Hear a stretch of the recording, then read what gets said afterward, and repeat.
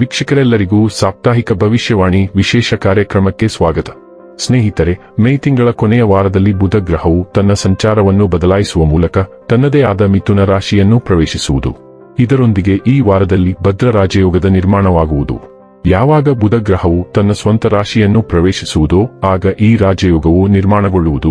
ಜ್ಯೋತಿಷ್ಯದಲ್ಲಿ ಭದ್ರ ರಾಜಯೋಗವನ್ನು ಬಹಳ ಶುಭ ಯೋಗ ಎಂದು ಕರೆಯಲಾಗುತ್ತದೆ, ಏಕೆಂದರೆ ಪಂಚ ಮಹಾಪುರುಷ ರಾಜಯೋಗಗಳಲ್ಲಿ ಇದು ಒಂದಾಗಿದೆ. ಈ ರಾಜಯೋಗದ ಪ್ರಭಾವದಿಂದಾಗಿ ಈ ವಾರ ಜನರಿಗೆ ಉತ್ತಮ ಲಾಭ ದೊರಕುವುದು.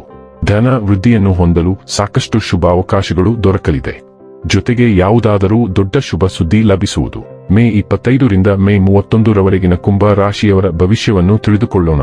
ಈ ವಾರ ಕುಂಭ ರಾಶಿಯವರ ಫಲಾಫಲಗಳೇನು, ಗ್ರಹಗತಿಗಳು ಹೇಗಿರಲಿವೆ, ಕೌಟುಂಬಿಕ ಸಾಮಾಜಿಕ ಜೀವನ ಹಾಗೂ ವ್ಯಾಪಾರ ವಹಿವಾಟು ಹೇಗೆ ನಡೆಯಲಿದೆ, ಅಲ್ಲದೆ ಯಾವೆಲ್ಲ ಸಮಸ್ಯೆಗಳು ನಿಮ್ಮನ್ನು ಈ ಸಾಪ್ತಾಹಿಕದಲ್ಲಿ ಕಾಡಲಿವೆ, ಅವುಗಳಿಗೆ ಪರಿಹಾರಗಳೇನು ಎಂಬುದನ್ನು ತಿಳಿಯಲು ಈ ವಿಡಿಯೋವನ್ನು ಸಂಪೂರ್ಣವಾಗಿ ವೀಕ್ಷಿಸಿ. ನೀವಿನ್ನೂ ನಮ್ಮ ಚಾನೆಲ್ ಸಬ್ಸ್ಕ್ರೈಬ್ ಮಾಡದೇ ಇದ್ದರೆ ಕೂಡಲೇ ನಮ್ಮ ಚಾನೆಲ್ ಸಬ್ಸ್ಕ್ರೈಬ್ ಮಾಡಿ. ಹೆಚ್ಚಿನ ವಿಡಿಯೋ ಅಪ್ಡೇಟ್ಗಾಗಿ ಪಕ್ಕದ ಬೆಲ್ ಐಕಾನ್ ಬಟನ್ ಕ್ಲಿಕ್ ಮಾಡಿ. ವಂಶ ಪಾರಂಪರ್ಯ ಜ್ಯೋತಿಷ್ಯರು ನಂಬರ್ 1 ವಶೀಕರಣ ಸ್ಪೆಷಲಿಸ್ಟ್. ವಿದ್ಯೆ, ಉದ್ಯೋಗ, ಮದುವೆ, ಹಣಕಾಸಿನ ಸಮಸ್ಯೆ, ವ್ಯಾಪಾರ, ಆರೋಗ್ಯ ಸಮಸ್ಯೆಗಳಿಗೆ ಫೋನಿನ ಮೂಲಕ ಪರಿಹಾರ. ಇಂದೇ ಕರೆ ಮಾಡಿ. ಸ್ನೇಹಿತರೆ, ಈ ವಾರ ನಿಮ್ಮ ಆರೋಗ್ಯವನ್ನು ಸುಧಾರಿಸುವ ವಿಷಯಗಳ ಮೇಲೆ ಕೆಲಸ ಮಾಡುವ ಅಗತ್ಯವಿದೆ. ಇದಕ್ಕಾಗಿ ಉತ್ತಮ ಆಹಾರವನ್ನು ಸೇವಿಸುತ್ತಾ ನೀವು ಹಣ್ಣುಗಳು ಮತ್ತು ಹಸಿರು ಎಲೆಗಳ ತರಕಾರಿಗಳನ್ನು ತಿನ್ನುವ ಅಗತ್ಯವಿದೆ.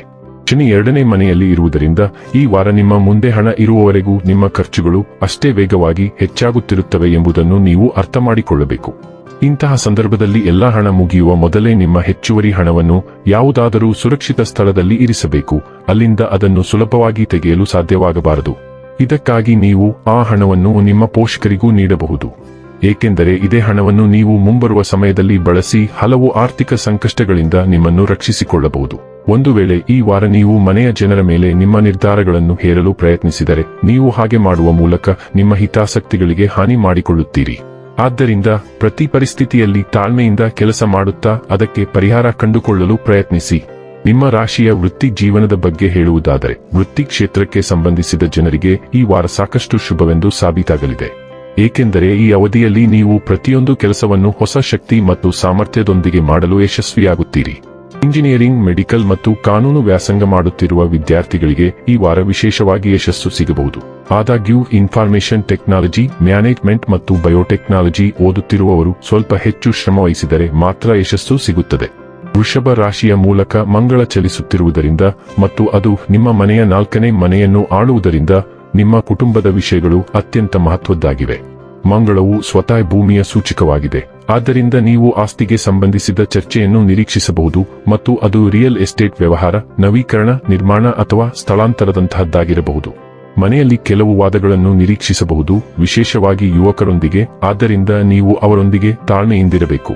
ಮಂಗಳವು 10ನೇ ಮನೆಯ ಮೇಲೆ ದೃಷ್ಟಿ ಬೀರುತ್ತಾನೆ, ಆದ್ದರಿಂದ ನಿಮಗೆ ಸ್ವಲ್ಪ ಕೆಲಸದ ಒತ್ತಡವೂ ಇರುತ್ತದೆ ಮತ್ತು ನಿಮ್ಮ ವ್ಯವಸ್ಥಾಪಕರೊಂದಿಗೆ ವಾದಗಳಿಗೆ ಅವಕಾಶಗಳಿವೆ. ಆದ್ದರಿಂದ ದಯವಿಟ್ಟು ಅಂತಹ ಮುಖಾಮುಖಿಗಳನ್ನು ತಪ್ಪಿಸಲು ಜಾಗರೂಕರಾಗಿರಿ. 4ನೇ ಮನೆಯ ಮೂಲಕ ಮಂಗಳದ ಸಂಚಾರವು ಉತ್ತಮ ಸಂಚಾರವಲ್ಲ. ಮಿಥುನ ರಾಶಿಯ ಮೂಲಕ ಸೂರ್ಯ ಸಂಚಾರವು ನಿಮ್ಮ ಸೃಜನಶೀಲ ಮೊಗ್ಗುಗಳ ಮೇಲೆ ಪರಿಣಾಮ ಬೀರುತ್ತದೆ, ಆದ್ದರಿಂದ ನಿಮ್ಮ ಸೃಜನಶೀಲ ಕೌಶಲ್ಯಗಳನ್ನು ಸಾಬೀತುಪಡಿಸಲು ಕೆಲವು ಅವಕಾಶಗಳನ್ನು ನಿರೀಕ್ಷಿಸಿ. ಫ್ಯಾಷನ್, ಸಿನಿಮಾ, ಸ್ಟೈಲಿಂಗ್ ಮತ್ತು ಬೋಧನೆಯಲ್ಲಿ ಕೆಲಸ ಮಾಡುವವರಿಗೆ ಹೊಸ ಅವಕಾಶಗಳು ಬರಲಿವೆ.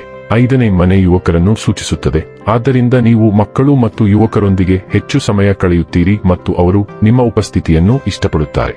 ನಿಮ್ಮ ಪ್ರೇಮ ಜೀವನವು ಸಹ ಬಹಳ ಮಹತ್ವದ್ದಾಗಿರುತ್ತದೆ, ಏಕೆಂದರೆ ಡೇಟಿಂಗ್ ಮಾಡಲು ಮತ್ತು ಅಸ್ತಿತ್ವದಲ್ಲಿರುವ ಸಂಬಂಧಗಳನ್ನು ಸುಧಾರಿಸಲು ಹಲವು ಅವಕಾಶಗಳಿವೆ. ವ್ಯಾಪಾರ ಮತ್ತು ಮನರಂಜನಾ ಉದ್ದೇಶಕ್ಕಾಗಿ ತಂಡದ ಕಾರ್ಯಕ್ರಮಗಳಿಗೆ ಹಾಜರಾಗಲು ಹಲವು ಅವಕಾಶಗಳಿವೆ. ಶುಕ್ರನು 6ನೇ ಮನೆಯಲ್ಲಿ ಚಲಿಸುತ್ತಿರುವುದರಿಂದ ನಿಮ್ಮ ಕೆಲಸದ ಸಮಸ್ಯೆಗಳು ಸ್ವಾಭಾವಿಕವಾಗಿ ಕೊನೆಗೊಳ್ಳುತ್ತವೆ, ಆದ್ದರಿಂದ ಸಂತೋಷವಾಗಿರಿ ಮತ್ತು ರಾಜತಾಂತ್ರಿಕ ಮಾತುಕತೆಗಳಿಗೆ ಸಿದ್ಧರಾಗಿರಿ. ಶುಕ್ರನು ಕೆಲಸದಲ್ಲಿ ಹೊಸ ಯೋಜನೆಗಳನ್ನು ತರುತ್ತಾನೆ ಮತ್ತು ಇದು ಉದ್ಯೋಗಾಕಾಂಕ್ಷಿಗಳಿಗೆ ಒಂದು ಸುವರ್ಣಾವಕಾಶವಾಗಿದೆ. ಕುಂಭ ರಾಶಿಯವರಿಗೆ ಸ್ಪರ್ಧಾತ್ಮಕ ಕಾರ್ಯಕ್ರಮಗಳಲ್ಲಿ ಭಾಗವಹಿಸಲು ಅನೇಕ ಅವಕಾಶಗಳು ಸಿಗುತ್ತವೆ, ಆದರೆ ನೀವು ವಿಜಯಶಾಲಿಯಾಗಲು ಶ್ರಮಿಸಬೇಕು.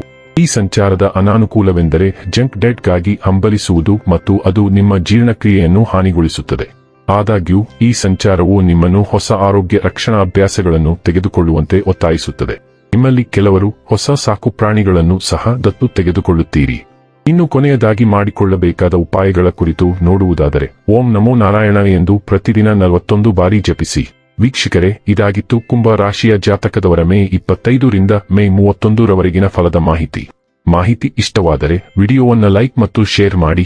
ಹಾಗೆ ಚಾನೆಲ್ ಸಬ್ಸ್ಕ್ರೈಬ್ ಮಾಡುವುದರ ಜೊತೆಗೆ ನಿರಂತರ ವಿಡಿಯೋ ಅಪ್ಡೇಟ್ಸ್ಗಳಿಗಾಗಿ ಪಕ್ಕದ ಬೆಲ್ ಐಕಾನ್ ಕ್ಲಿಕ್ ಮಾಡಿ.